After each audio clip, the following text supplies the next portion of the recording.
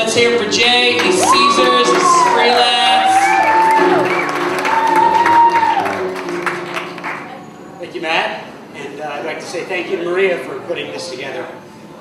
When I was working with Maria and Scott over at Caesars, she was always great for office morale. She was always, putting together fun stuff like this. She would always bring cookies into the office just randomly. Cookies. Wanted to give her a merit badge. And Scott, FYI, you're supposed to eat the cookie, not the Girl Scout. So we're all here for the man of the hour. It is Scott Roeben's 50th birthday. And it's good to get together like this, and we really, you gotta cherish these moments, because the next time Scott will have so many of us all in the same room, somebody's going to have a shovel. Now, just to be clear, before things get too morbid, I'm not saying that we're on the verge of Scott dying of old age. It'll probably be the drinking that gets him. I don't want to say that he has an inappropriate relationship with rum, but he got Captain Morgan brought up on a don't ask, don't tell. Now let's be honest. The last writer who was this much of a notorious rum drunk, Ernest Hemingway, and he only lasted to 61, so tick, tick, tick. I apologize for the kind of awkward, dark moments. I guess I'm not the only one here who thought this was a wake and wrote a eulogy and had to do a quick copy-paste at the end, so. But we come here to praise Scott, not to bury him. Yet. Scott's life began on June 25th, 1962, and he spent his formative years in Hawaii. Or at least that's what he wants you to think. I have it on good authority that his birth certificate is actually a forgery and he was actually born in Kenya. Can you believe we're still talking about the president's birth certificate after all this time? If you want to talk about presidents and birth certificates, let's talk about Scott's birth certificate. Who was president when Scott was born? Quick, anybody know? Kennedy, John F. Kennedy. Which means Scott is literally so old, he was born during Camelot. Which, when you think about it, explains the Robert Goulet hair. And, if you're gonna rock the Robert Goulet hair, you really need to bring back that porno stash. So, I worked with Scott over at Caesars, and he has what a lot of people would consider to be a pretty sweet job as the author of the Pulse of Vegas blog. He is a professional blogger. Somebody actually pays him to do that shit. Can you believe that? The only thing that more people do on the internet for free than blogging is jerking off. And let's get real here, it's hard to tell where one ends and the other begins. But, Scott, you're one of the funniest people I know, and are all of you following Scott on Twitter, Triple Glass? You all need to be following him, because it's just endlessly entertaining, no filter whatsoever. Although here's the one thing that sucks about Scott's Twitter feed. He tweets so often about how his tiny, shriveled, useless old man penis doesn't work, that it takes half the fun out of roasting him about how his tiny, shriveled, useless old man penis doesn't work. They make drugs for senior dicks, Scott, you know that, right? It won't make it big, it won't make it regular size, but it'll work again. I'm sorry if this material's a little hit or miss. My brain's still not 100% recovered from Electric Daisy Carnival. Any of you guys make it out there this year? Anybody? Now, for the past 12 months, I've been trying to plead and cajole Scott to get media credentials for Electric Daisy so that he could shoot it for the Pulse of Vegas blog. I told him, Scott, I know it's not your kind of music. Scott, I know it's past your bedtime. But it's the biggest music festival in North America. It's happening right here in your backyard, and you are going to get the most batshit crazy photos you have ever seen in your life. I was telling him this for a year, and I couldn't get him to shoot it.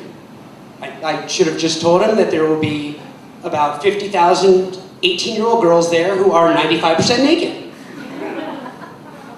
Because we all know that part of what makes Scott's unfathomably old age so funny is the scandalously young age of his lovely girlfriend. Now, some people would raise an eyebrow, but not me. I don't judge. I think you're only too young, I think you're only too old to bang 23-year-old girls when 23-year-old girls stop banging you. And I just hope that I can pull 23-year-old tail when I'm Grandpa Roben's age. Although, think for a second about what the world was like when Scott was Maria's age. The mirage was not yet even a gleam in Steve Wynn's eye, which, I might add, was actually working at the time. Microsoft Windows had not been invented yet.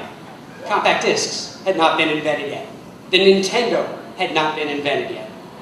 But you know what? I'm getting a little off subject here, so let me bring it back. Speaking of people who don't believe that age is a barrier to love, when Scott was Maria's age, Michael Jackson was still black. Mostly. Still, despite the age difference, they're really making this May December thing work. Maria, it really says a lot about your character that you can look past Scott's tiny, shriveled, useless old man penis. And a little real talk here, if he ever gets one of those erections that last more than 4 hours, first of all, thank you in advance for not letting him tweet about it the whole fucking time. And second of all, I am so sorry. But Scott's a lot more than just a barely functional set of genitals and a Las Vegas blog. He's also very intimately involved with some very worthy philanthropic causes here in Las Vegas that are really focused on children. There's Spread the Word Nevada, which is devoted to childhood literacy. So he can build up readers for his blog, I suppose. And then there's Joy Prom, which basically puts together these balls to the wall, night of your life prom experiences for developmentally disabled children. I'm talking like better than any prom I ever had.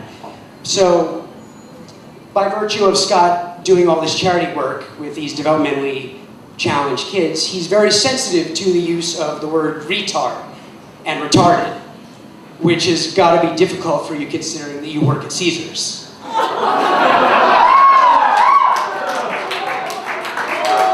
I'm glad to see that the rest of the Caesars team made it out tonight. EP Eric Peterson, it's good to see you here. You drunk enough yet to do your wacky waving inflatable flailing arm dance yet, or should guy another one? Not yet. And Maria, you were my evil minion when I was at Caesars. Scott's better half. Scott's way better half. I miss working with you, I really do. And even though being connected to you and to Scott on Facebook and Twitter has given me total case of type 2 diabetes, I couldn't be happier about how in love the two of you are. I just wish I didn't have to deal with the stomach-turning mental image of the two of you having sex. But on the bright side, at least if you guys ever make a horrifying sex tape, it'll be beautifully shot. It was, wasn't it? So now that I'm off the Caesar ship, I kind of realized I was never really a good fit for the company in terms of personality. And Scott, you and I are really very much cut from the same cloth. We're both kind of edgy eccentrics, I guess you could say. And while I was constantly getting in trouble for things that were coming out of my mouth or more of the time off of my fingers, Scott, you managed to somehow stay under the radar while doing the 140 character equivalent of walking up to thousands of people in a raincoat and flashing the hell out of them.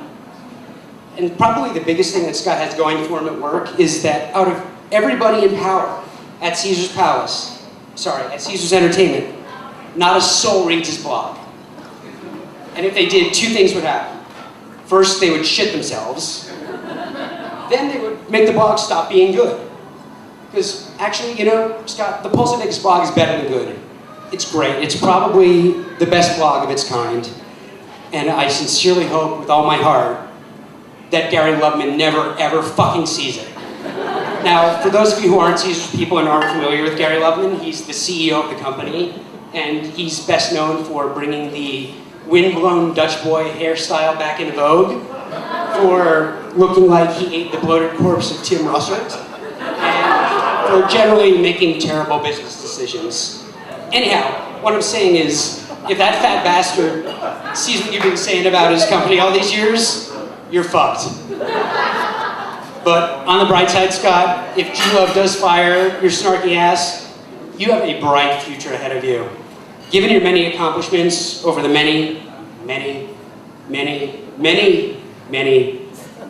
oh, so many years, your passionate involvement in philanthropy, and the fact that you have sex with someone young enough to be your child, you'd be perfect as the new defensive coordinator at Penn State. Scott, you're fucking awesome. Happy birthday. I hope you have at least a few more of these left in you. Thank you, everybody. One more time for Jay. Let's hear it for Jay.